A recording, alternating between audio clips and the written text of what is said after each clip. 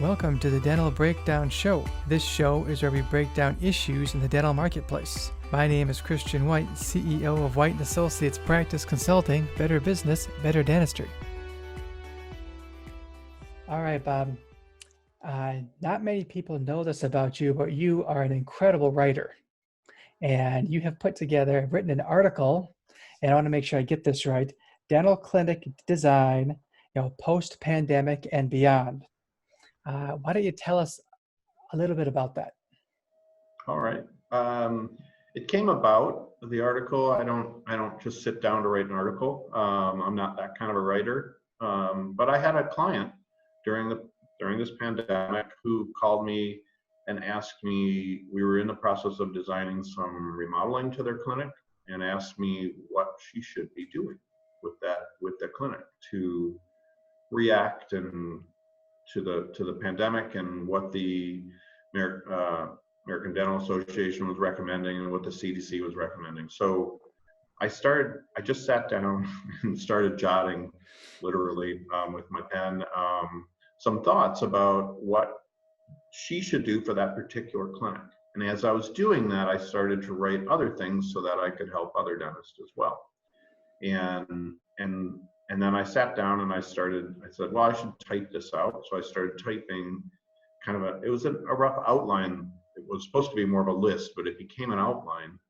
And then I realized the outline was actually really turning into an article, because I started just typing, I was just typing away, and I started typing paragraphs instead of just outline type things. And so after a while I realized, I'm writing an article, not writing a list or an outline. And so I refined it a bit and added some things in that would appeal to other people other than just my dentist client. And it became, I thought it was a very helpful article, simple but helpful.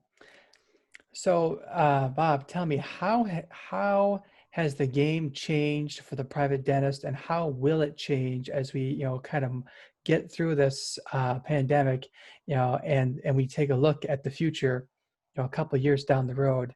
What do the private dentists need to know? Sure. I mean, initially they're doing things that are short term. They're putting in shields and things like that. There's management issues as well that they will take care of, how they manage their waiting room and their patients and how they come in and out. And all of that stuff is stuff that I leave to the dentist to handle. The spaces, though, the appearance has to change. It has to be an appearance of safety. They have to feel, that's that comfort level I talk about a lot, which is that the space has to feel safe for them to be in. And some of the stuff some dentists are doing doesn't necessarily make clients or patients feel safe. That makes them feel unsure of themselves and things. So my suggestion is to try to do that. The layout of the clinics may change as well. If it's a very large clinic, in and outdoor approach would work best. And then certainly the air systems, just the heating, ventilation, air conditioning systems throughout can be designed better. A lot of times they're designed more as an office environment than as a clinical environment. And then I think this is almost a great chance. Like, if you try to look at the silver lining of this, it's a really good chance for a lot of dental clinics to break the mold. They've most dental clinics were designed to follow a mold that has been used for the last 50 plus years. Certainly the clinics were smaller back 50 years ago, but the mold is still there. The way the actual flow of the clinic, the design stuff that we look at, the efficiency of the clinic and stuff can be improved. How the front reception desk works and how the front reception people work is really based on a mold that was 50 years ago. So this is the time when you can do that. You can do some changes, change how things are done, because almost the pandemic is forcing you to do that. So for instance, 10 years ago, dentists were really, really not receptive to using any kind of technology to check in a patient. And now they're starting to look at it and say, oh, well, maybe we can. Maybe we can do this. Maybe we can text a patient that's in their car. and say, we're ready for you in 15 minutes. Can you be here? That kind of thing. So some of that's changed a lot. And so if you take a kiosk approach, for instance, in a clinic, it changes how the reception desk works and who has to be at the reception desk and how. There's some other things, how, where they do certain of the tasks, where they address insurance issues, where they address payment issues, how they deal with that, and what room and stuff. And so some of that's just a chance to break the mold. Mm-hmm. So let's say you have a reception desk, pre-pandemic, you have a reception desk, you have 4 people working at the reception desk. That's a lot of staff time, a It lot is. of money going into that one little spot. Now, certainly you want to maintain a personal approach. You want the patients to feel welcome. Oftentimes one person can do that, as long as you put the processes in place around them so that they don't have to be doing the insurance forms, or they don't have to be, discussing with a patient particulars of their treatment and costs. So if you can do that, try to get some of the functions that the receptionist would typically have done, or multiple receptionists would do, then I think you can actually change the way the reception desk works. Mm-hmm. How that works. It still needs to be a receptionist, because that's what people would expect. They want to see somebody. But that doesn't mean they can't have checked in beforehand and just chat with the receptionist.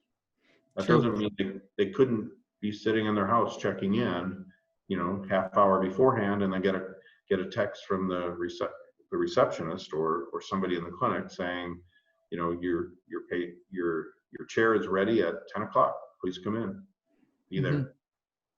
there. So there's ways of doing it. I think that it's a good advantage. I think the potential better air quality systems that we're talking about will actually bring about healthier environments for both the patients and the staff. So there's things that we can do. Better air systems cost more money. They do. And so, but you're spending more money potentially. Let's say you have one staff person who gets sick a lot in the clinic. Maybe then by changing the air system and having HEPA filters and things like that we're now talking about much more, that staff person doesn't get sick as much, and suddenly the clinic becomes more efficient in the process. Very easily paid for by one person being not sick as much.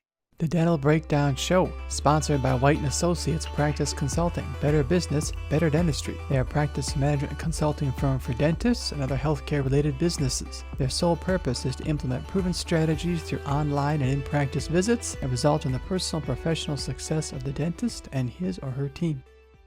In your article, Bob, if you were to summarize that and look at maybe the top 2 or 3 things that dentists could do starting today, what are those? To address the pandemic directly? Correct. Well, reception is the first point of contact. Correct. So as a person-to-person contact. So that's an important one. The ADA doesn't really address that. They talk more about the treatment areas. True. I would recommend having some kind of shields up at the reception desk, protect your receptionist. There's ways of doing it. There's good ways of doing it and bad ways of doing it. Certainly, you can buy the cheap plastic, shields. What I've been finding and what I've been seeing is that patients will actually walk to the side of the shield so that they can address the receptionist directly, which defeats the purpose of the shield altogether. I have this thing in my head of this little rotating panels that you can pivot so that they don't have to be open all the time, but they can be partially open. There's certainly some glass shields that I've seen that provide some level of protection. Air systems are critical. Most clinics are built with airflow where the treatment rooms are almost under a positive pressure, which means that airflow is coming down on the patient, but the air then can move into other treatment rooms or into the hallway. I think we need to kind of do the reverse, where the treatment rooms are under negative pressure, basically pulling air into them and exhausting it then. and either exhausting it into a return air system, which means that then you're filtering it with a HEPA filter, which is a really high, really fine particulate and can catch most virus. Actually, they're small, they're tight enough that they can catch virus particles or whatever you want to call them. It also there are some systems which are not proven yet, which have like a UV light, ultraviolet light, or a ozone treatment, which is done kind of to the air, but also to the filter. It's usually on the return air side of the filter, so that any bacteria, viruses, things that get caught by the filter can then be killed by the filter, by the ozone treatment. Questionable whether they work. Nobody knows for sure. The tests are sort of conclusive by the actual people selling them, but aren't super conclusive otherwise. And part of it's just how it's installed and where it's installed and how it's used. Mm-hmm. There's some other devices that you can put in the treatment rooms to do some filtration, where it kind of sucks enough air through and filters it through its own device. Those are somewhat effective. The other things are certainly the layout and management. Over time, I've been seeing dental clinics getting smaller and smaller per square foot kind of thing, where they're trying to make them tighter and tighter to make them more efficient. The problem with that is now reception areas and waiting areas need to be bigger and bigger and bigger, so that they allow people social distancing. Physical distance between people. And most waiting rooms, I mean, there's some that we have that have 6 chairs in them.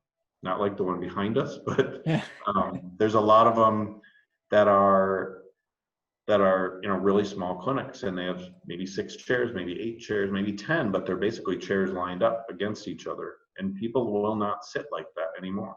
Mm-hmm. That is changing. So some of the waiting rooms will need to increase in size, or maybe you just don't use the waiting room as much.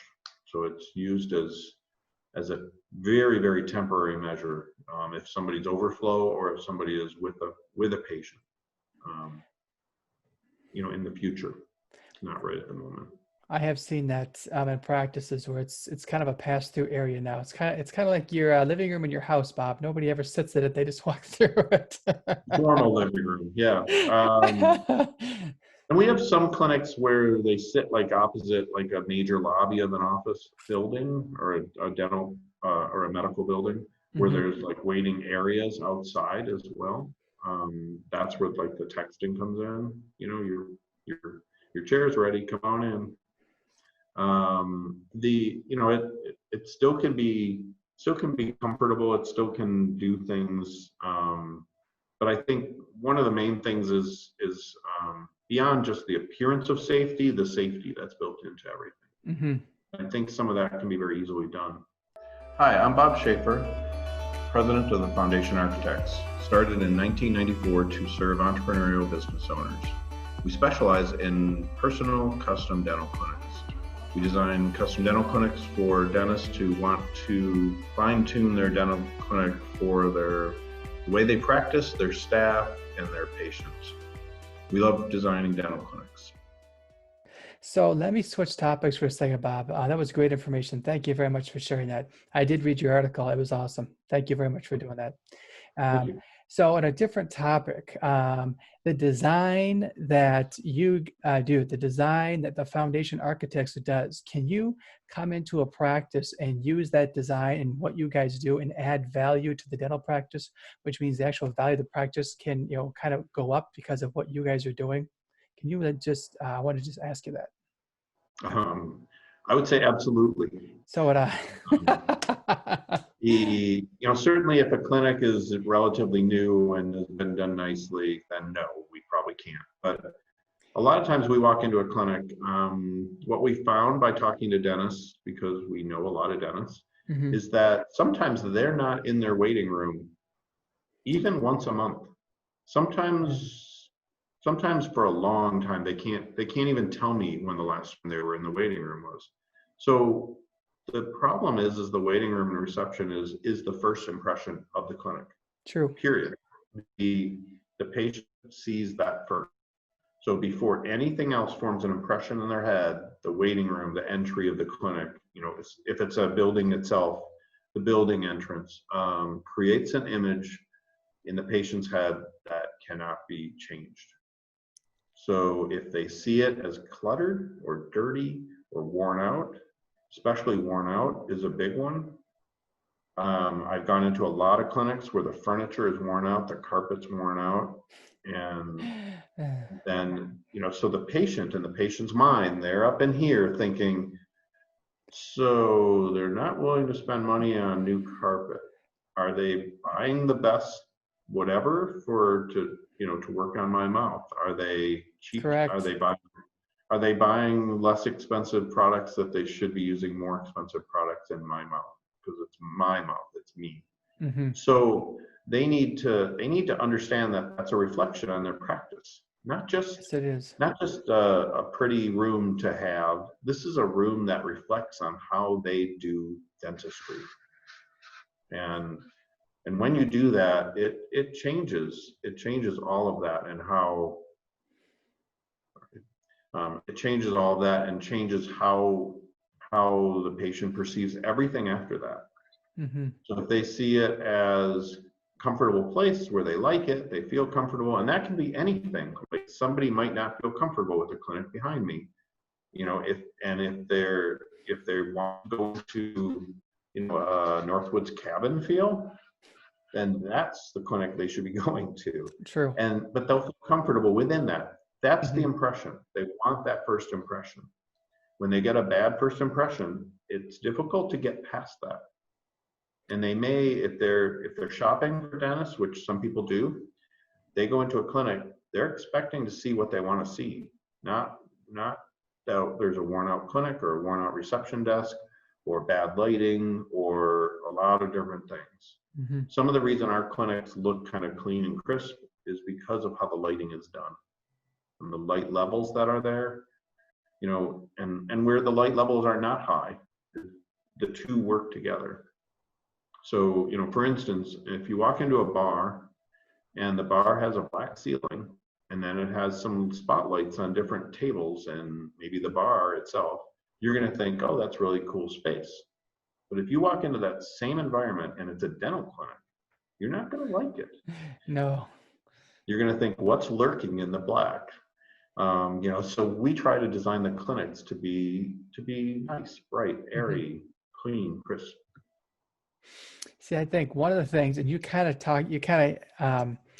hit this indirectly, but dentists are in the experience business. They're not in the tooth business. And I think you understand that just by the basis of how you design your clinics, because the patient is going to walk in and they're going to have an experience within 10 seconds of walking in there, and they're going to look around and go, this place is awesome, or wow, I mean, there's stuff on the floor, or there's it just isn't very clean. And see ya, I'm out of here. Then I you walked into one clinic that really all they needed to do was change out all their light bulbs. They were all different colors and worn. Yes. A lot of them were burnt out. And I just realized that when I walked in, I was like, if they just replaced the light bulbs, this place would look better. Mm-hmm.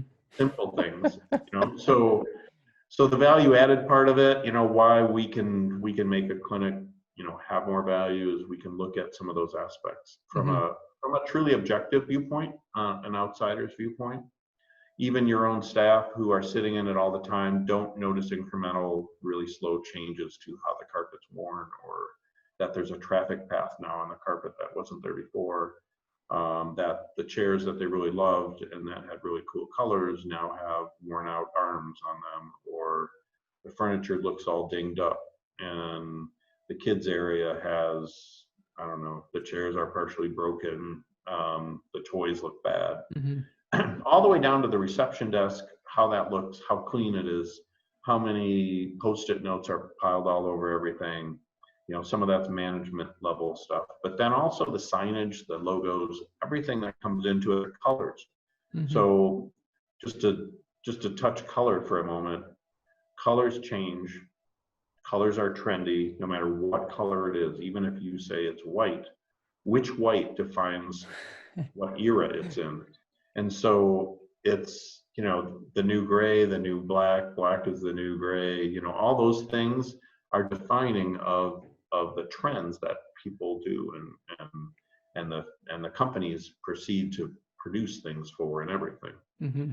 So you need to design a clinic to allow for that change. And if it's not being changed, then it's going to look old fashioned. It's going to look out of date. If the clinic's out of date, are their treatments of me going to be out of date? True. And as silly as that may sound to a dentist who is a doctor and who's been trained to do this, and sure, they're going to have the most up to date everything, the glues, the this, the that, whatever it is, they're going to have the most up to date. If their clinic doesn't look like that, the patients don't think that. They don't. And so it's important for that. And sometimes we can just save them money. Sometimes I've seen dental clients hire a contractor to replace the reception desk, and it gets replaced. And then I walk in there 2 or 3 or 4 years later, and I say, "Oh, really? Because your reception desk doesn't meet accessibility standards. So if you have a wheelchair person, how do they get to your receptionist?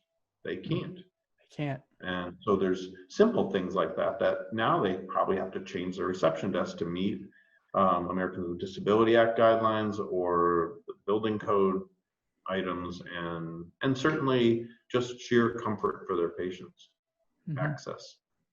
So we can do that in an efficient way. We've come in and spruced up clinics on numerous occasions, and sometimes it's as simple as some paint, or changing wall vinyl, or new carpet, or new furniture. Then we're starting to get more and more into different costs. I'd say lighting is a critical one. Lighting becomes a big issue with clinics, especially in this kind of changeover from the incandescent to fluorescent to now LED. So the LED lighting is a much better quality lighting than fluorescent ever was. True. And in a lot of ways is better than the incandescent as well. Certainly much more energy efficient. So we can actually come in, and sometimes I've come in and just said, your clinic can operate much more efficiently in terms of energy usage if we can just change out some of these light fixtures, and they'll pay for themselves easily within a few years. So different things are pretty simple sometimes. Sometimes more complicated. Sometimes, Bob, you walk into an office and you see the rake that's sitting next to the reception area, and you realize that there's shag carpet on the floor, and you're like, yeah, you might want to think about changing that. Yes. Not to mention that shag carpet doesn't meet Americans with Disability Act guidelines. No. Yes, I've seen pretty much everything. I'm sure you have. In this day and age, it's especially with the pandemic stuff. I know of clinics that still have carpet in their treatment rooms, and they really should not have carpet in their treatment rooms. So, simple stuff, just changing out the floor materials will help with some things quite a lot. Bob, this has been great. Thank you so much for being on the Dental Breakdown today. Our listeners are going to benefit greatly by all the information that you've shared. Thank you again. Thank you. Thanks for having me. Hi, I'm Bob Shaffer, president of the Foundation Architects, started in 1994 to serve entrepreneurial business owners. We specialize in personal custom dental clinics. We design custom dental clinics for dentists who want to fine-tune their dental clinic for the way they practice, their staff, and their patients. We love designing dental clinics. Thank you for listening today. I'm Christian White, the CEO of White & Associates Practice Consulting, Better Business, Better Dentistry. If you would like more information on today's topic, you can contact us at whitedentalconsulting.com/breakdown. Keep those teeth white, and see you next time on the Dental Breakdown Show.